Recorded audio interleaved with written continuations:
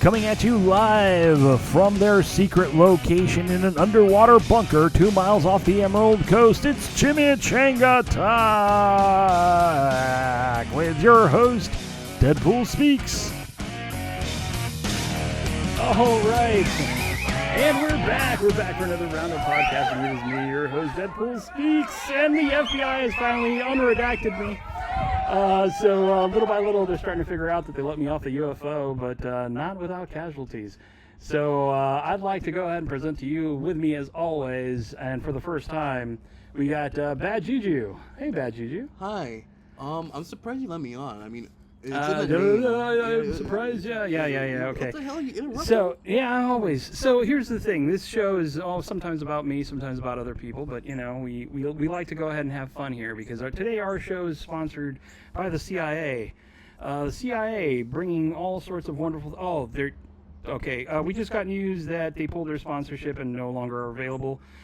So you know, we're just gonna go ahead and do other things that are absolutely fun, like going to MIA. Which is Miami, for all those people who didn't actually know. Did you know about Miami? No. What happened? What happened in Miami? They sell really, really good cafecitos, which you're a coffee person, aren't you? Yeah, I'm a coffee person, yeah. All right, fantastic. Well, yeah. Nobody cares. So here's what we're going to do.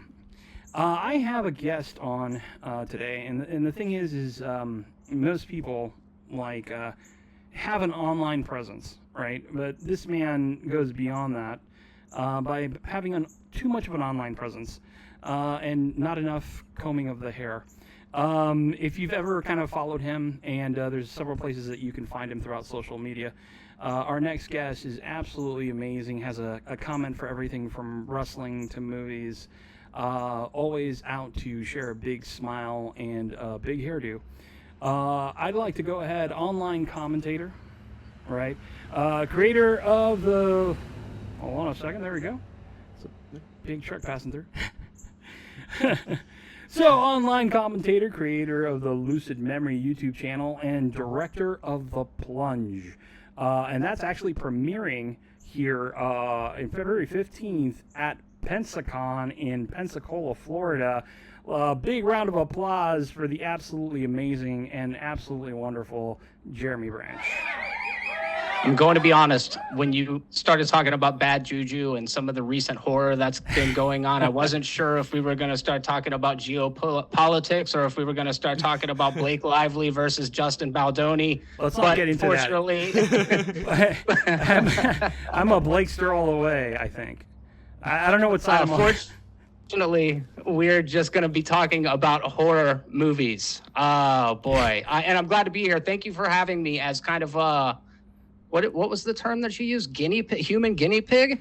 Well, you know, that is our technical term, but it's been a while because, like, you know, Chimichanga Talk took a break, right? Because, like I said, we were abducted by UFO aliens and unfortunate development. Yeah, but you know, we learned a lot of wonderful things from our neighbors. But now we've been flying drones everywhere and kind of, you know, being inconspicuously showing up, especially like, you know, places like southern Alabama and deep in the Arkansas mountains. You know, I got Juju here. Bad Juju here is wanting to come on. Well, when I saw it was in the sky, you gotta understand that I was very curious, and I ended up coming with you guys, so now I'm here. Okay, so talk a little louder because like our alien friends can't hear you. But either way, yeah, we are going to be discussing horror because one of the most amazing things that happened while I was on vacation, right, is there has been a resurgence of like indie horror films that have been coming out. I mean, you more than ever, you know, directing this film and kind of, you know, it's a documentary, right? It is. So it's called The Plunge. It is about pinball. More specifically, there is a local pinball league here in Pensacola called City of Five Flags Pinball. There's this guy named Jamie, and Jamie owns like 25 different machines. We all go over to his house once a month, and we play tournaments. And I just thought this was like such fascinating material to kind of mine from and explore, something that I think all of us can kind of relate with. And that's just the way that like fandom hobby groups, all of that stuff create community. And I think horror movies are another really good example of that. That was a brilliant segue. Thank you. Brought to you by Pepsi Zero. And no, but actually that's true. And the thing is like, you know, what can people expect like from the premiere of the Plunge? Because the thing is that we're going to plunge from, you know, pinball games into horror, but I really like the fact that you took this initiative to be like, okay, well, I'm going to go ahead and take a really good look into the lives of these people, because I mean that's what documentaries explore. They kind of teach us to look behind the veil of what we assume and get, you know, through our minds. But what do you say to that?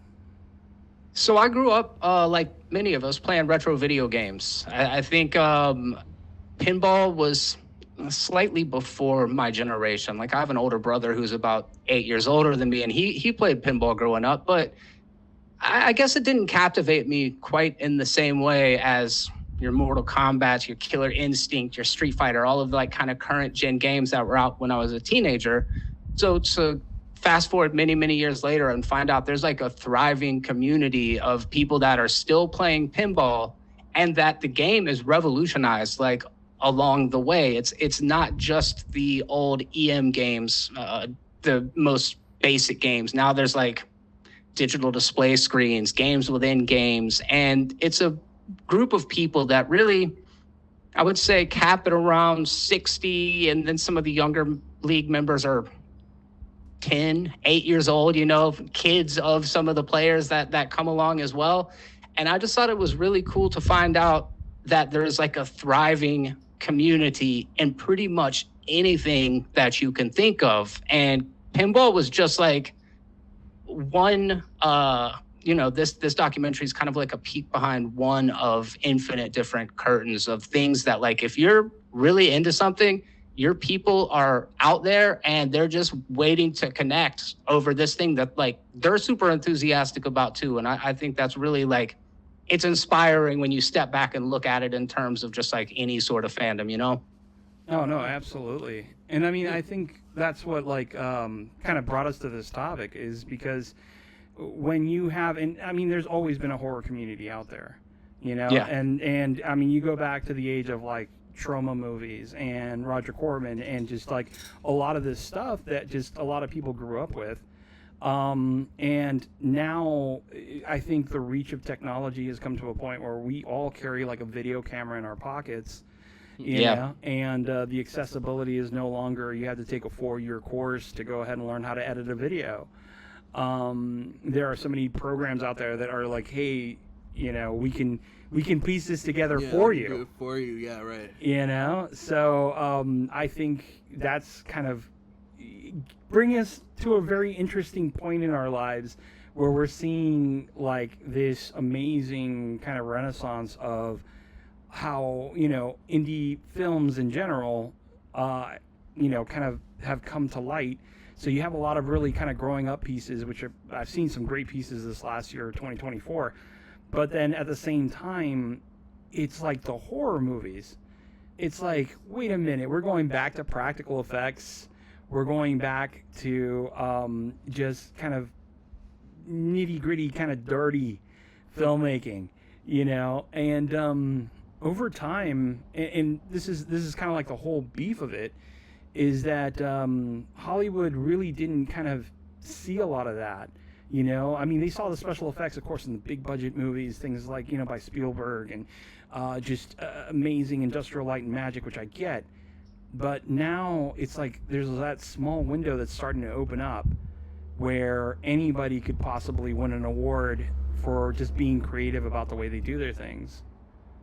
I heard somebody smarter than me coin it as the democratization of filmmaking, and I think that's such a brilliant way of putting it, you know? Oh, no, absolutely. Not to politicize anything, but yeah, no, I agree with that 110%. And things are weird. We need escapes, you know? We need things like pinball and like, you know, really good movies that, you know, don't threaten to deport us. So, well, I know. You can take democratization that way. Well, you know, I mean, deport us to a good place, like a happy place of horror. Yeah. Now, Well, let's talk about that for a second, because the thing is that you know you have this YouTube channel, and you started from humble roots. We were talking about that before we actually started recording. You had Be Terrible movies, right? Because you had this really interesting fascination with film, and I mean you still do. It's not like you had it and you lost it or someone took it from you. But what's your viewpoint on that? Like how you see all these amazing indie movies that are popping up now throughout the years? Yeah, horror I think is the perfect avenue to like kind of explore this theme, right? Because in a way, it's the most accessible, maybe other than documentaries. Documentaries you can do with a skeleton crew, and I think that was one of the things that kind of compelled me to do it that way, is because I could do it by myself and I didn't have to deal with freaking actors. Yeah, I'm looking at you, bad juju.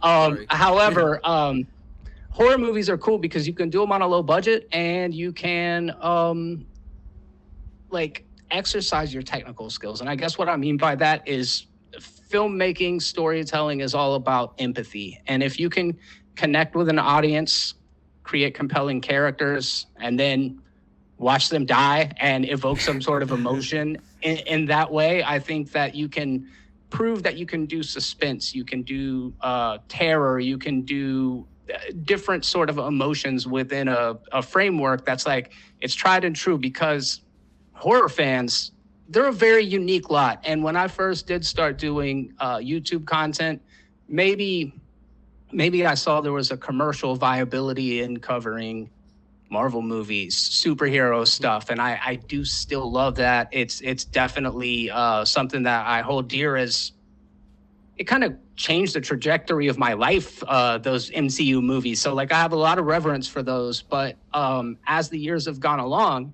I've kind of got back in touch with these root parts of myself and my own personal journey as somebody who loved movies. And you mentioned trauma earlier in the introduction. I feel like Full Moon Features was such a big part of my childhood, right? Yeah. You would go into the video store, especially people of a certain age, and see these VHS covers, these outlandish covers with puppets and monsters and all sorts of different things. And as a 8 to 10-year-old, this was like the most compelling stuff. I had to bring it home and watch all of them. And Charles Band did a very specific thing. Roger Corman did a very specific thing.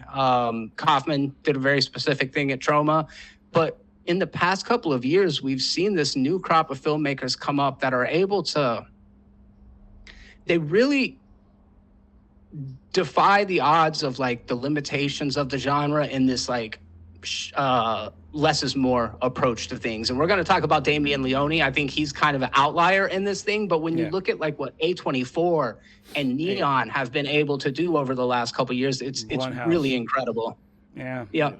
Well, and that's funny that you mentioned that, because Lloyd Kaufman, he was on our show previously, and he did go ahead and kind of mention on our show that they used their studios back in the day to edit Rocky, and really, yeah, that was a really cool like little segment, and it was interesting to see that it's like, okay, well, I'm not going to go ahead and ruin my directing kind of like repertoire, my street cred, by doing all these big budget stuff, when his whole thing was like, I love this tchotchke stuff.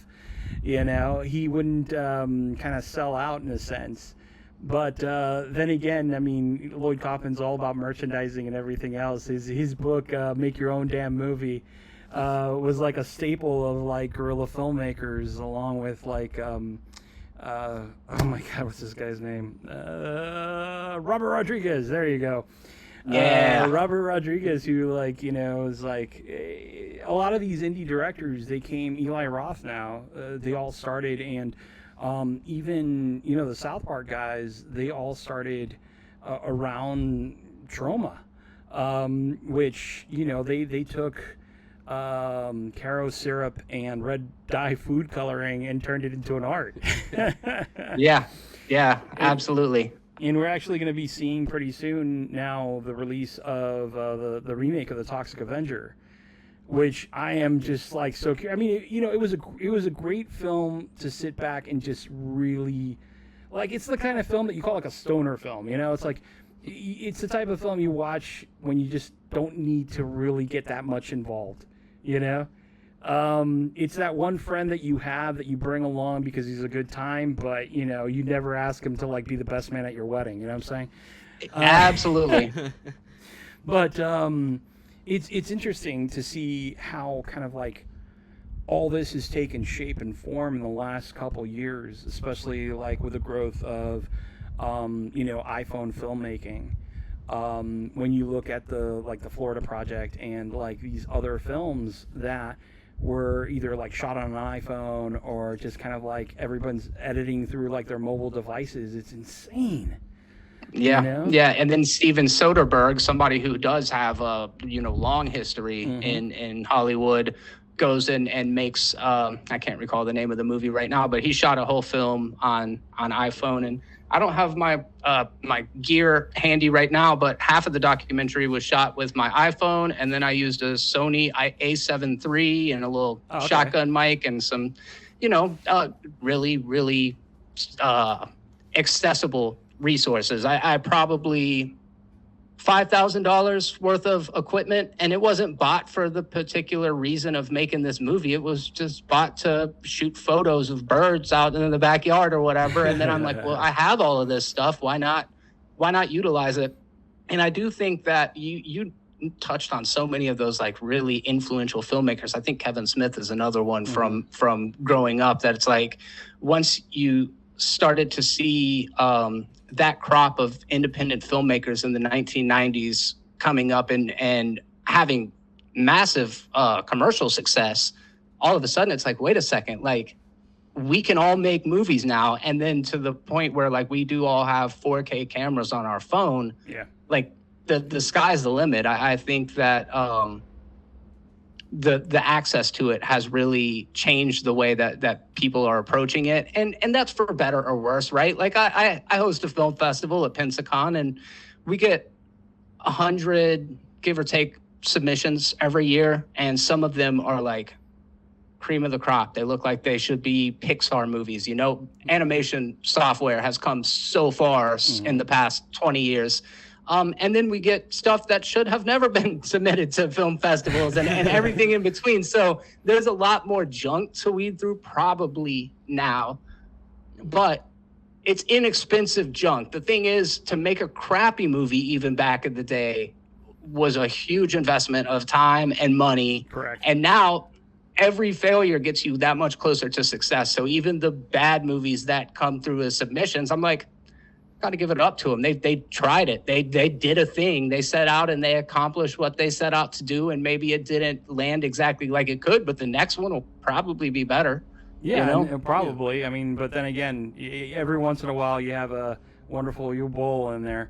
That's good call. Where you kind of, hey, the source material does itself, but no.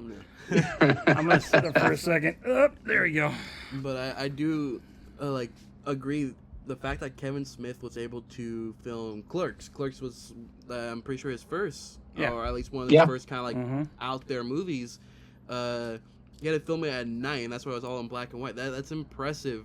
That he worked with what he had and made a movie that is now like I wouldn't say a family like name. It's a family film you watch at Christmas. Yeah, but it's definitely coming to a lot of households, and it's definitely made a name. It's like the thing is you don't have to sell your comic book collection to make a movie nowadays. Yeah. And I think 90% of a lot of films is just, like you said, getting it done, getting out there, shooting it, and then doing the arduous task of editing, figuring out what works and what doesn't, how to tell a story. I collected comic books in the 1990s, so if I were to sell my whole collection, I'd probably get like $10 back. You're part of that Image Comics stuff, huh?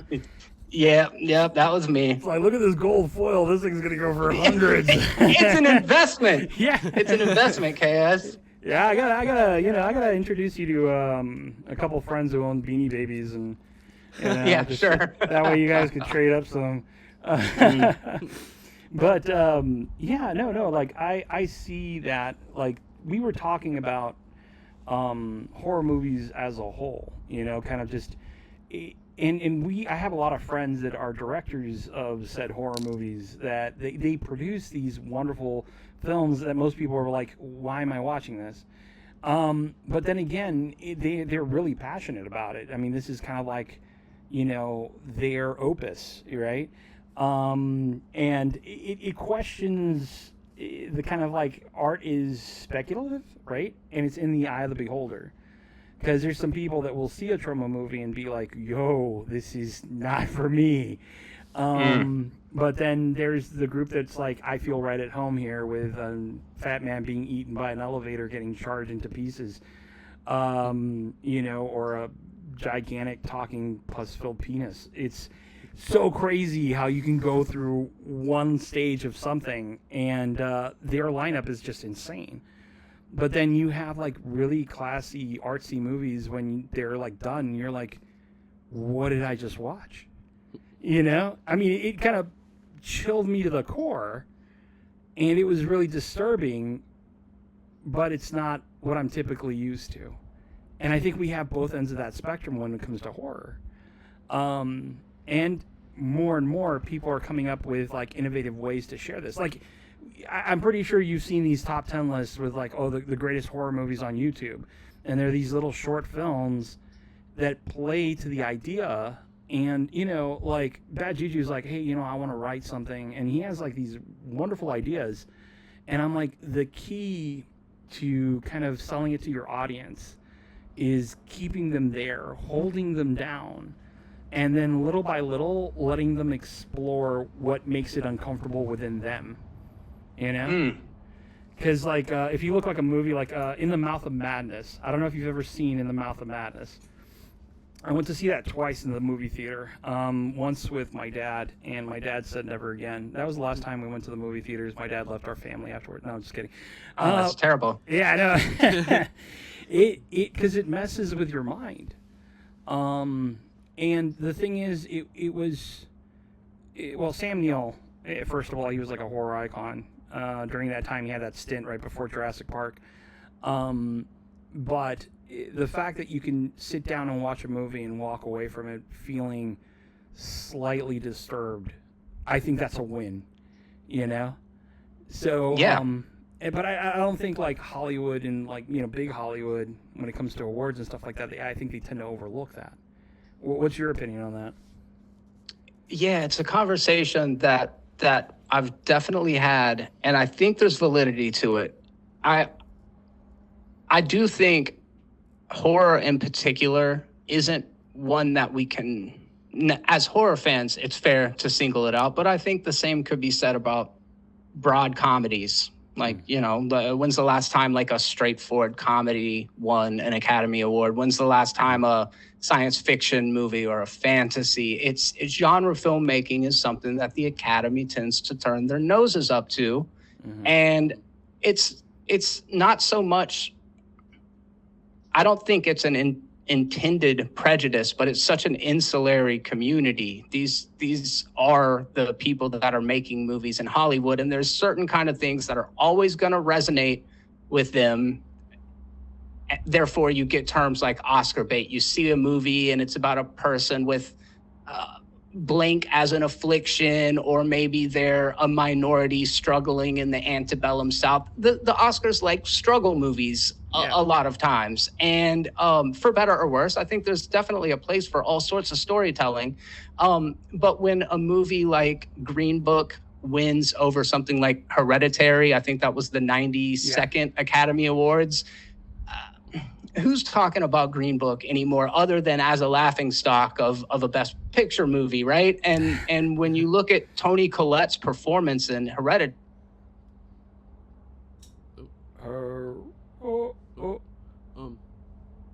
Hereditary. Hold on a second. Hereditary. When you look at Toni Collette's performance in Hereditary, it's like the audience saw something that the Academy, I don't even think, bothered to take the time to look at. And I don't know why that is. Yeah, no, and I agree with you. You know, what about you, Juju? Like, what do you? It's like there's a lot of movies that end up getting like snuffed, and a lot of one that was really bad, and I'm pretty sure still remembered, is La La Land with La La Land. La La Land with what was the other movie that won it? When he read the Moonlight? Moonlight. Yeah. And it can kind of go both ways. You could say it was a good movie, but one is still remembered today. Sometimes the Oscars pick out whatever. And the thing is, a lot of people tend to forget, like, the Oscars is made up from a lot of, you know, actors and stuff like that. They're the ones who get the movies. They're the ones who kind of make the decision. And I think that it's more, and that's why we see this big surgence of all sorts of film festivals, you know, because of the fact that we're like, hey, we want everybody to have a voice, but here are like the 1%ers that kind of make a decision over here and are the ones who can afford to get dressed up and, you know, have a I'm gonna pat my back party. You know, and we obviously we are whoremongers for seeing that kind of stuff. Plus, I mean, one of the biggest concerns that a lot of people were having was because of the fires that were going on. A lot of these vendors, hairdressers, this is their time to shine. This is when they actually make a ridiculous amount of money, and their businesses were all going to be super affected. So they were like, you know, we're going to go ahead and go through with this. We're going to go through with the awards, even though there's like massive tragedies everywhere. I mean, you know, Steve Guttenberg made the news, and people were like, who the hell is Steve Guttenberg? And that was offensive. But we knew. We knew. Yes. That was awful. I couldn't believe that. But you know, it just kind of goes to show that Hollywood must, you know, it's like the show must go on, but for good cause, and I get that.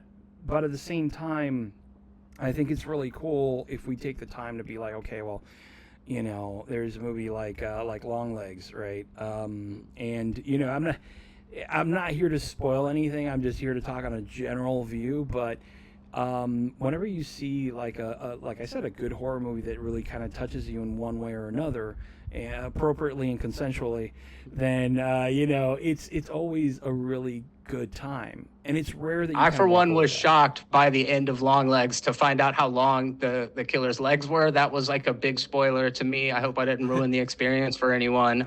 Just don't tell them about the spiders, bro. Don't tell them about the spider and all the other leg references that are throughout the movie. You're right, though, and I appreciate you humanizing Hollywood in a way also, because the snarky side of us always points to the most successful people, right? And you're like them in their ivory towers, but it's so much more of a diverse ecosystem than that. And even the majority of actors and directors and screenwriters are just waiting for their moment over their regular working class jobs, you know, struggling to pursue this thing that they're passionate about. So absolutely important to say, like, there is a lot more to it than the people that are strictly winning the Oscars. But I think we need to kind of redefine the way that we look at movies as whether they're successful or not. Like, I personally don't give a damn if a movie wins an Oscar or not. I don't think that gives it the kind of validation, like Damien Leone that directed Terrifier 3, biggest independent movie that was released in 2024. That was a pretty big win, you know? A huge win, because you rarely see what they call, like, you know, like a gore fest movie. You rarely see something like that even raise an eyebrow, right? Where everyone was talking about it. And I'm talking about like major news channels and stuff like that. That's unheard of, you know? So it's understandable. Let me ask you this. Do you think there's always going to be this ideological debate about whether or not people are influenced by media? Do you think that there's anything that you can point to as an indicator of a person and say they like horror movies because blank? I think it generally comes down to how much of a horror fan they are. Because sometimes you can tell if they're like right here. I'm wearing a horror Hawaiian shirt, so it really comes down to how much of a horror fan they are. If they just make it obvious, or you can just kind of tell by, let's say they if you walk into a Hot Topic, I'm pretty sure you're kind of somewhere close. No, but I think the really cool part about that is just like this, the same question you could ask about any kind of geek culture, right? There are people walking around you that maybe they full on LARP during the weekend, right? And you're like, oh, okay, well, Tim from accounting is a 12th night paladin who could go ahead and kind of like shoot this magic. Bro, it's like sometimes most people don't feel comfortable, and like you kind of touched upon this in the very beginning. I think some people just don't feel comfortable kind of really showing who they really are unless they're within their community.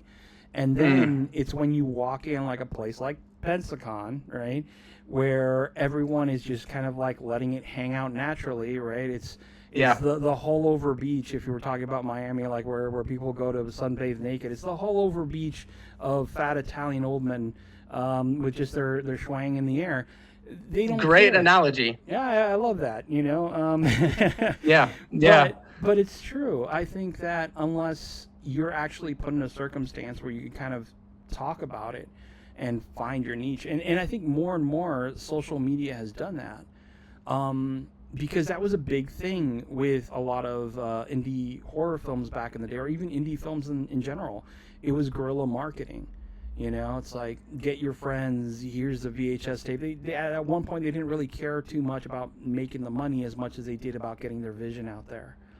Yeah. I think, Juju, you make a good point about like aesthetic signifiers. I think what I was kind of fishing for, and I don't think there's much of a case to be made, but some people are like, you got to be really sick to watch horror movies. And in my experience, that's never been the case. I've found horror fans to be nice and empathetic and all of those things that you wouldn't think a psychopath or a sociopath is. Now, I think historically there's a couple of different like kinds of horror movies. Like when Universal was making their monster movies, the villains were almost always sympathetic. So it's this kind of exploration of like what motivates the monster. They were actually just misunderstood. You think about the creature from the Black Lagoon, you think about Frankenstein, Dracula to some extent, King Kong. I mean, they say yes, it was beauty that killed the beast. Well, it's that's exactly misconceptions. Right. So absolutely. But then when we're here in a current era, like the slasher movies, I think there's the final girl phenomenon, but the killer is typically the one thread that carries through, like from one Halloween to the next, to the next, to the next. It wasn't until later that Laurie was kind of, defined as the final girl, where, we look back and we see Heather Langenkamp as Nancy in Friday Nightmare on Elm Street, excuse me. Yeah. But at the time, you got me screwed up. There's a lot of different characters that carry through. Eventually, you do go to the movies to watch the kills. I say all that to say, like, the Terrifier movies, there is kind of a celebration of the sadism, right? Like, Art was the star, and we've got Sienna now, but Art was the star. You go to watch him dispatch people in really, really gnarly and violent and disgusting ways.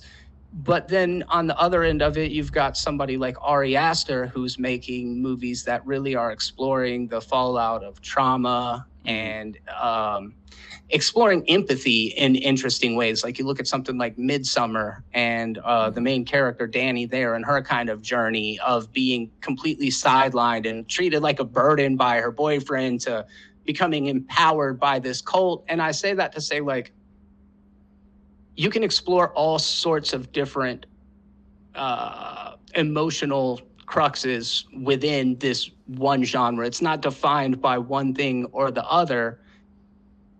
And even that, though, like, I don't think you're a sicko because you like sick movies. So, like, what is that? What is it that draws us to horror movies? Well, and I think a lot of the time also it's like the misconception. I think the misconception of people, the way they kind of perceive things, and it kind of goes back to society as a whole.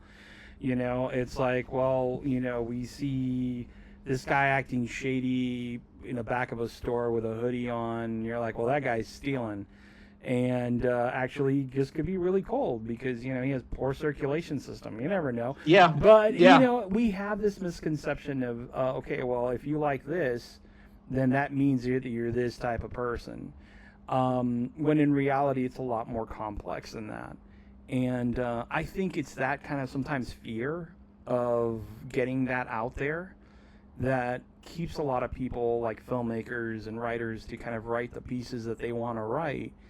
Because they're like, no one's going to see this. No one's going to... But I think that social media has created this empowered community of followers where everyone's like, hey, yeah, you can, buddy. Yes, you can be... That's a good point. You know, that person. Let's go ahead and see it. Plus, you know, you need that. You need that rally cry. And I think the more and more people start to rally behind movies, you know, like Nosferatu, which is fantastic. It's like a really good retelling of, well, a mixture of like the actual book of Bram Stoker's Dracula to kind of like the old Max Schreck movie, right? It's not the same thing, but it is like a really cool view on it. And the other one, which, you know, it's Substance. And you have like Demi Moore like being applauded for, hey, you know, kind of like doing this movie. But I mean, let's remember that George Clooney got a big start with Attack of the Killer Tomatoes.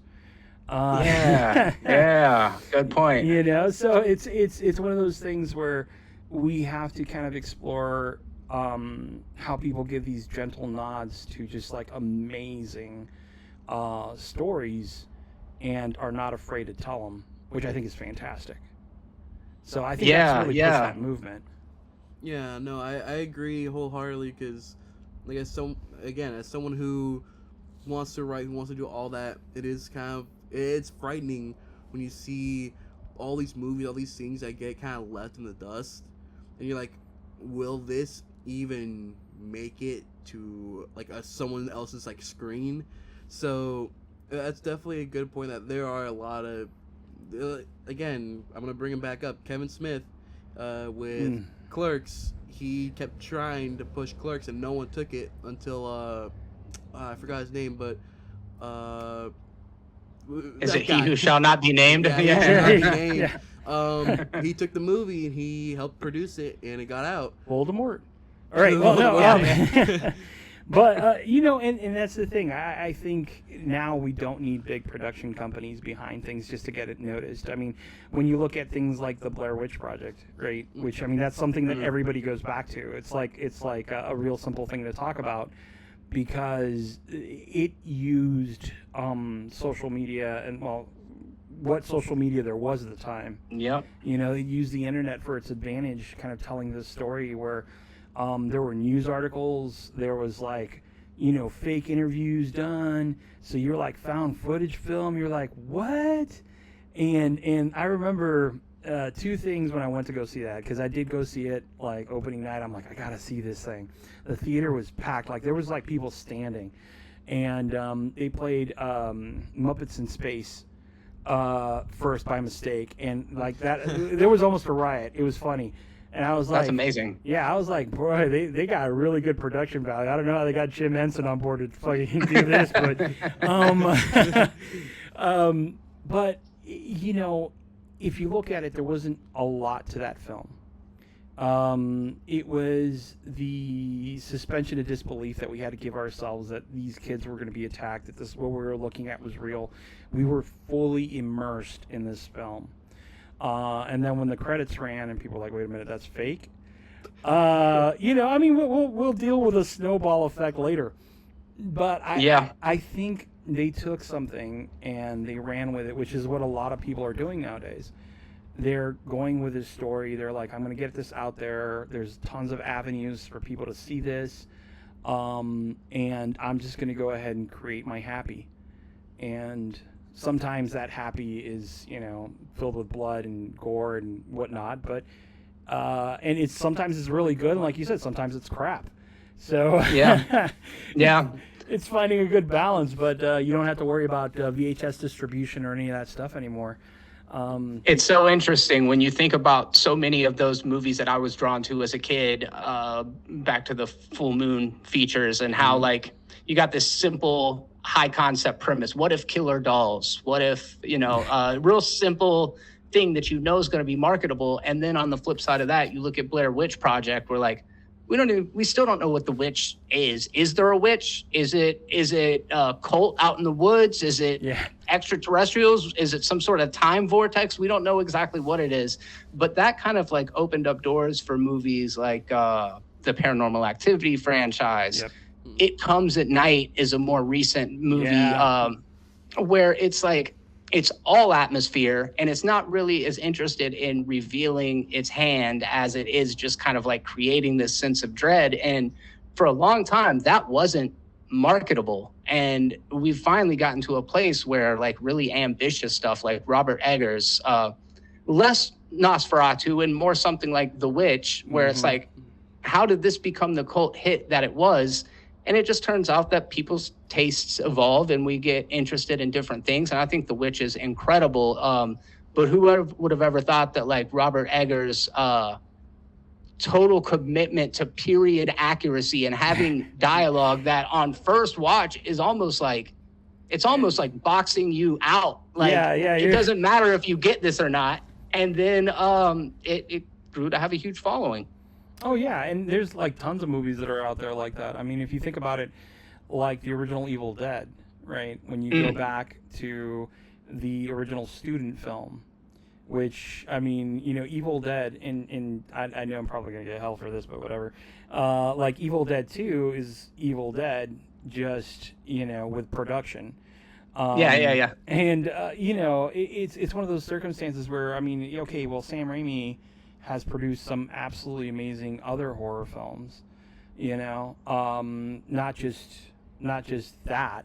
And he gave us, Spider-Man the way we wanted to see him. He gave us a lot of really good stuff, but his humble beginnings started from, a 16 millimeter film in school, getting some friends together, kind of saying, hey, listen, we're going to go ahead and do this. And I think that spirit of just, hey, we're going to go out there and kind of make this movie. Hey, we're going to go out there and do this thing. I think that's really flourished and has found not only an audience, but because let's face it, like I said, horror is subjective, right? There's tons of people that absolutely love different types of horror. There's a person who's going to love Event Horizon, and there's a good person who's going to love Terrifier. And then sometimes the two don't intermix, but because the genre is so big and wide, I think there's a large net to cast out there. And I think that it's more and more, we're kind of seeing ourselves see a lot of these independent feature films, plus things like Kickstarter, Indiegogo, just a lot of places that are able to get funding behind, just as long as you have like some sort of social media presence. Yeah, that has kind of become a big a lot of the gatekeeping now can happen at that level, and that's unfortunate for people who are like really serious about the craft, but gaining a digital footprint it's not easy, despite what people will have you believe. It is a very challenging thing that I haven't cracked the code. If I do, I will definitely let you know how to do that, but it does seem like nowadays, if you have an audience, if you're an influencer and you have an audience, you have more access to money, to opportunities. Sometimes that turns out really well, like in the case of that movie Talk to Me, Australian horror flick with the hand that came out 2 years ago. That movie is freaking awesome.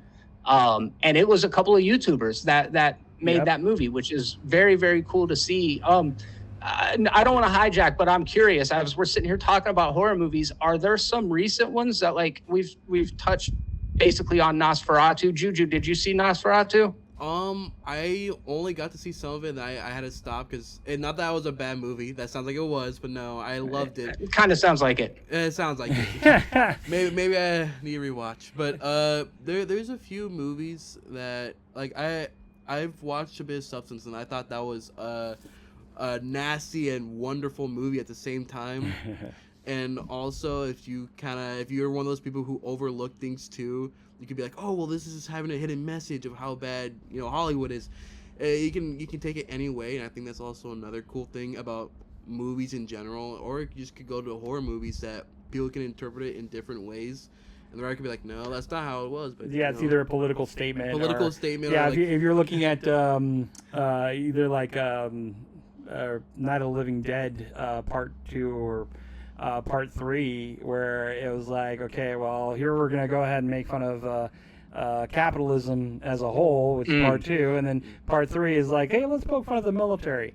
There was always like the hidden agenda stuff, but I mean, a lot of people really don't see that. A lot of people kind of like are there just for the good time and the gore. And then there's that's a really good point. That kind of like. In fact, I want to say that the director, who are we talking about? Romero, right? Yeah, George A. Romero.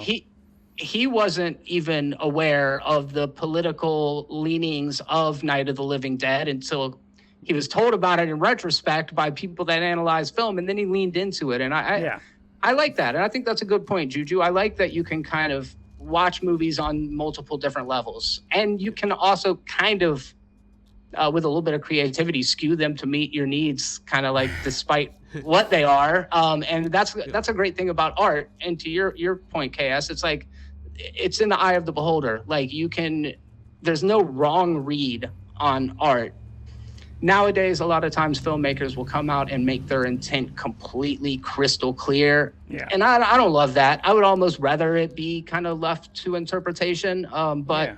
These days, everybody wants a soundbite. I get it. But I like when I look at a movie like The Substance compared to Nosferatu, I think the only reason why The Substance is getting as much critical attention as it is because it showed a 50-year-old woman naked in it. And that's like a really big thing in Hollywood right now. It's a great movie. I absolutely love it. I'm like shocked that nude older women is a big thing in Hollywood. Right really, it is. Yeah, sadly. I wouldn't even out of touch. I wouldn't even say that it's, from my perspective, it's not that it's a big thing. I think that it is getting a lot of weight imbued upon it because of the fact that it's dealing with women in Hollywood aging. Yeah. And that ties back to my thesis about struggle movies in Hollywood and how certain things resonate with people. Is like the Academy understands that the pain that women that are aging out of certain roles and having to embrace the other roles, that's something very relatable to them. What's awesome is that it found as wide of an audience as it did, because it is a completely absurdist black comedy that I absolutely love it. But it's I would put it in there with like Brian Usna or David Cronenberg, these like body horror movies. Mm-hmm. Go ahead. I'm sorry. No. I was like saying that. I mean, that's a really good point. It's just the thing is that I guess also going back to that whole thing of being relevant, right, and kind of like staying with your audience. If you're going to pander to your audience, which I'm not saying that's what it's doing, right? But when you think about it, the more you kind of give the people what they want, the more traction a film is going to get, especially when it becomes absolutely relevant, because I think a lot of our generation is just getting older and older. And what before we were looking at, these teenage slasher horror films, now we're kind of aging into a more sophisticated kind of like level. So I take into that retrospect too. It's like, okay, well, movies like, for example, like The Wrestler, right? The Wrestler was a really good piece on how you could have so much and lose everything and just kind of want to live back into that history. And then you look back at another movie called Best of Times with that was Robin Williams. And it was Kurt Kurt Russell. I haven't seen that. Yeah, it's a great movie about this guy who fumbled like a pass or missed a kick. I can't remember right now. I know, but this has lived with him his whole life, that he wants to recreate this thing at his middle age. Robin Williams does, because he feels like the one thing that his star moment was he peaked in high school, type of thing. Yeah, I can relate with that on a deep level. But I think the same story gets told over and over again, but the ones that we really resonate with us are the ones that we could find most relatable. So, it kind of boils down to that, because I think that's where a lot of indie films are really touching upon. Like, there was a really good one that came out recently. It was like My Old Ass. Which is a great film, which takes a very strange premise and turns it into kind of like a retrospect of looking into oneself. And maybe we were kind of a little bit smarter at a younger age for being brave than we are, as we get older and more cautious about the world. And I think with a lot of these new storytellers, right, they find that. They find that voice. And a lot of these horror movies kind of help tell a lot of these weird circumstances. I mean, not as much as a creepy hand that grants swishes or anything like that, kind of monkey's paw type of situation. But I think some of us kind of like resonate with that, because we do want, this wish, these realities, this money to come and show up on our door. We worry whenever we pull into a crazy back road or get lost in the backwoods here. Is something going to happen to us? Is there going to be a slasher? When we see a cemetery late at night, is something going to come out of the ground? It's like we have these deep-rooted fears, and the more people play on it, and the more capability that we have to express these things, I think the more and more we see that they're going to be out there for us to enjoy. So yeah. Okay. Yeah, absolutely. I think you tying a little red yarn between My Old Ass and The Substance is like a revelation to me, because those are like two sides of the same coin. I didn't even think about it like that. There's been a couple of good movies that came out this year. I'm not gonna say snubs. Like I don't think snubs, because I know what the Oscars usually are looking for. Yeah. It doesn't surprise me, and I'm not willing to take one movie out of the runnings to put another one in. I'm not going to say this movie should have beat this movie, because I don't even know how to, like, when it comes to ranking movies and stuff.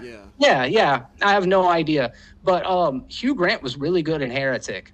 Naomi Scott was really good in Smile 2. Willa Fitzgerald was really good in Strange Darling, and I think a director's screenplay for J.T. Molnar for Strange Darling could have probably been in the conversation, but it is just a matter of just the fact that horror movies oftentimes get overlooked.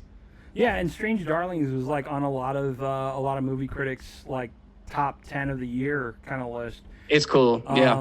It's just like when I look at Edgar Wright, like back in the day, and you had Edgar Wright, who went ahead and did Last Night in Soho, Yeah. And that was such a great, because the thing is you had a twist within a twist, and you swear you saw it coming, and you M. Night Shyamalan, the little piece there at the end, which I'm pretty sure M. Night was like looking at this and going, well, that's not fair. I wish I would have done that. Yeah.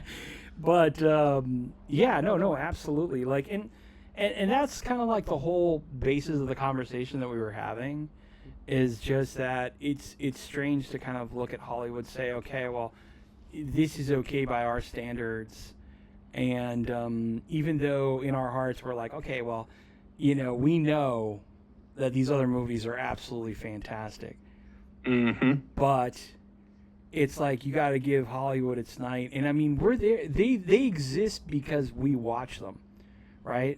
The whole tree falling in the woods type of thing. Just like these reality stars, you might hate them and stuff like that, or influencers. The only reason they exist is because we give them the power to.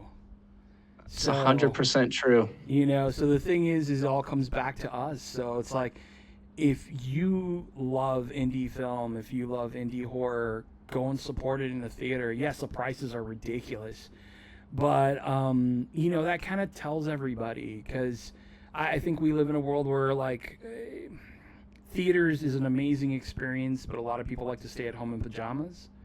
But Yeah. I think Yeah. right now it's more socially acceptable to go out in pajamas more often. So You been to the airport lately? I know, right? I mean, what happened there? When did we say it was okay to, like, you know, wear like flip flops and all this other stuff on? I mean, come on, people. This is an amazing feat of technology. We were being suspended in a tin tube up in the air. You know, dress up a little bit. Says the guy who always wears sleeveless shirts and shorts. But still, it's one of those things that I think more and more we're going to start seeing a change in Hollywood. We're going to see a changing of the guard, because a lot of the older, old school actors are starting to kind of like phase themselves out, and all the young blood's coming in. You know, and it's not about politics or anything else, because everything is technically about some kind of political thing, whether it's Hollywood or actual government stuff. But I think it's time for, like, a lot of, you know, young, fresh minds to kind of take the reins and just run with it, because all they have to lose is time, and time is a precious commodity, you know. The most, because there's no amount of money that'll get you some time back. that is so true. And it kind of ties into the theme of the substance. As we're talking about this new guard, what's the shot that the substance wins best picture, best director, best actress, best original screenplay, or best makeup hairstylist? You guys want to weigh in and say which one you think? Is it going to win any of them? I think it's going to win maybe I think probably best makeup. Makeup is definitely going to be on there. I'm just saying, think about it. If anything, I think that's where it's going to lean into. Yeah. But I think everything else is kind of reserved for others, if you get my drift. 100%. I think it's cool that it's there. It's cool that it's getting any sort of attention in the first place. And it does, hopefully, moving forward, this opens up the door and allows others to have the same kind of opportunities and the same kind of mainstream attention. I agree with y'all. I think best makeup is probably the it sounds so reductive, but we're talking about the actual, like, makeup effects in the movies. So, like, I don't know who else it would go to if not Nosferatu, who is also being nominated in the same category. But the thing is, I think Nosferatu's too on the nose, though.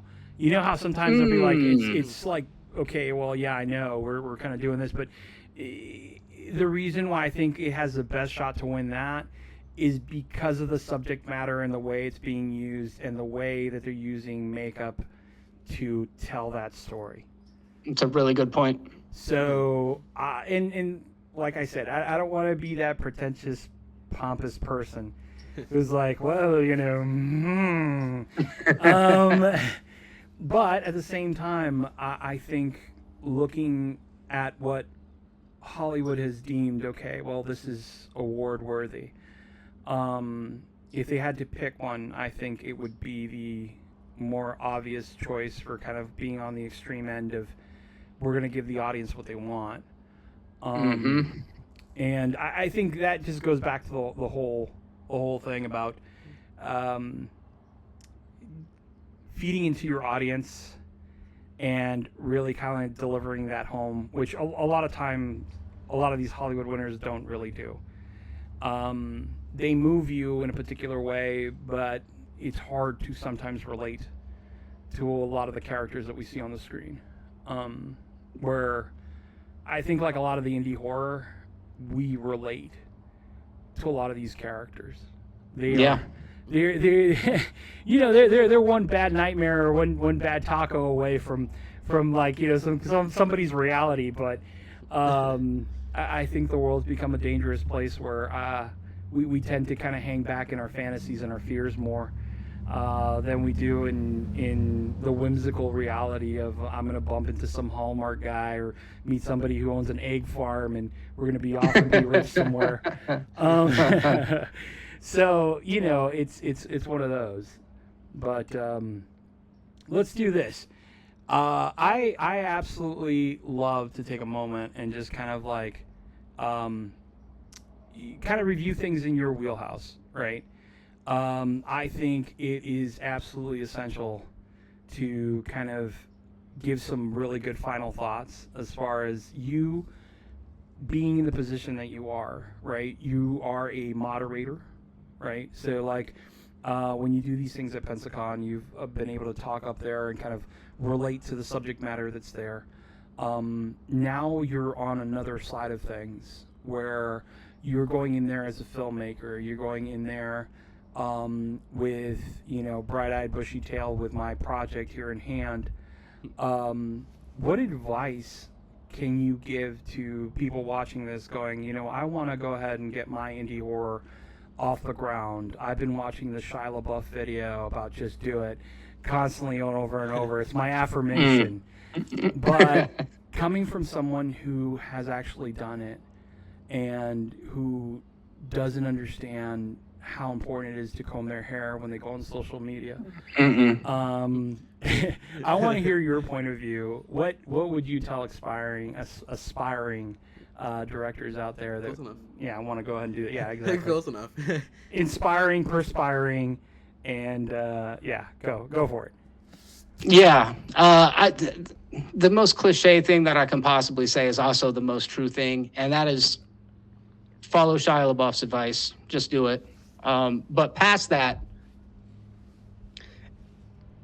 it's very, very worth being aware that this is going to sound negative, and I'm going to try to frame it in a way that it doesn't sound negative, because it's just being. I want you to phrase it exactly how you see it produced in your mind, like, because the thing is that if you try to change it, it might change its meaning.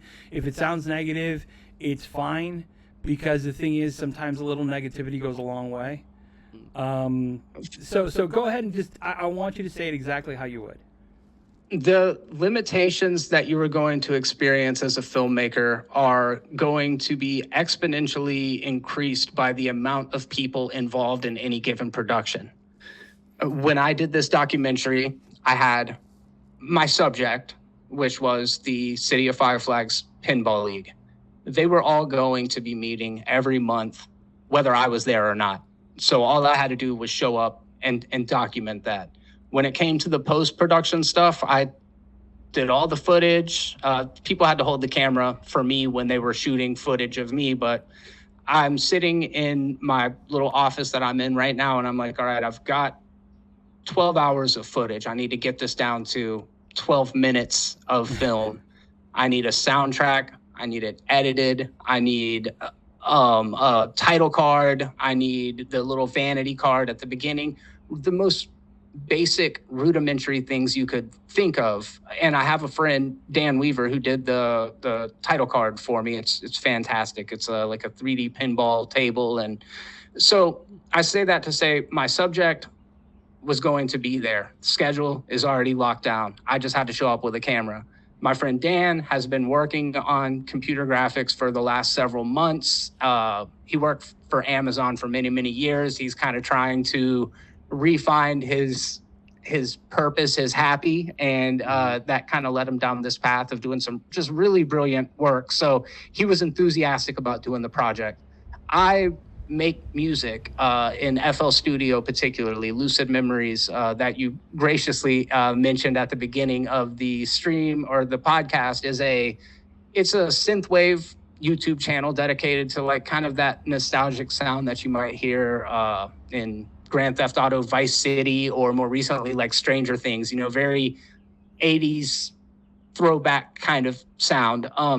So I did the score for it. I did the editing. I went Robert Rodriguez this time around. And the reason why I did that is because there was nobody holding me by the purse strings. There was nobody holding up my schedule. There was no other egos that I had to deal with throughout that process. And I was fortunate that I'm able to do all of those things. But if you are a first-time filmmaker, the beautiful thing about horror is that you can do it with minimal resources. You get a good actor, actress. You get somebody who's able to wear a killer clown mask.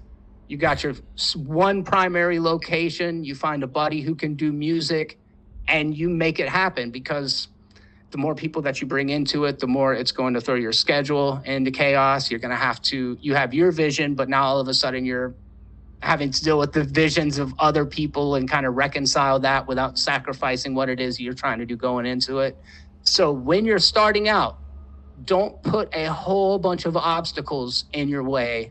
Do it with as few people that all share in the same vision as possible, and just get through that. And if you're a great collaborator and you feel like expanding that roster of cast and crew members as you go along, but the first time you do it, try to keep it tight. That's my advice. That's great advice, actually, going through, because I think that's where a lot of people kind of tend to struggle, is they, and this is with everything, they tend to get stuck in their own thoughts, and instead of actually doing something, they spend their whole time researching, preparing. You're always preparing, just go, you know, because the thing is, I think more than anything, it's your baby in the long run, which, you know, the Plunge premieres at Pensacon February 15th, which we're absolutely excited to go ahead and get you out there in the world. Let's go. And, you know, hopefully it won't be a tilt. Oh, you see that? I know my stuff. Well done. Oh, I did my research. Oh, look at me. Well done. Oh, insert glorious clapping right here. But, you know, there you go. It's one of those things that I think the joy of seeing other people enjoy what you have and what you've produced, I think that's the payment in itself. So yep, fantastic. Well, Jeremy, I've had an amazing time sitting here talking to you about everything that you enjoy, because you're a narcissist. But no, this is very true. Ask my wife; she knows. She paid me to say that, by the way. We're not sponsored by a lot of people. Not surprised, except for your wife. But no, absolutely. We wish you the absolute best. We're going to be in touch. Thanks, Remember, man. The YouTube channel, so Lucid Memories on YouTube. We're going to go ahead and link all the social media, so that way you could follow him. He has amazing insight on wrestling, being a new person into the world of wrestling. Thank you so much. We got to talk about that sometime. We will. Yes. Yeah. We will. Fun one. Yeah. You know, and plus, always with the amazing insights, like you said, always like a geek fan. So there's always a thought to be shared by Jeremy here. Any other last words? Yeah, no, thanks for having me. I think this was super cool. Fantastic. Well, we appreciate you having on the inaugural first return back of Chimichanga Talk. This is Chimichanga Talk 2.0, faster and better and with less tariffs than Canada. So I hope everyone out there still continues to stay tuned. Remember to like and subscribe and do all those other stuff that people tell you to do, because I'm old and I don't really understand. I think I have a Snapchat, but I'm not 100% sure. You know, but you can find us wherever you normally find your podcasts, from Spotify to iTunes and the other letter tunes as well. But it was an absolute pleasure. Remember, check out Jeremy Branch at Pensacon coming up here in just a short weekend away with the premiere of The Plunge, and check them out on YouTube. Guys, thank you so much for joining us on Chimichanga Talk. It's been me, Deadpool Speaks. That's been Jeremy Branch, and this is Bad Juju. Say hi, Juju. Hi. You talk too much. So, guys, stay tuned. Next week, we're going to probably have another podcast. I don't know. It might be another 3 years before we have another one. Jeremy, I think you broke the algorithm, but still. Guys, thank you so much. Take care. Deadpool, out. Thank you for listening this week, and remember, just like always, we will be back next week with another great guest and more adventures from the land of Chimichanga Talk. So tune in next time, same Deadpool time, same Deadpool channel.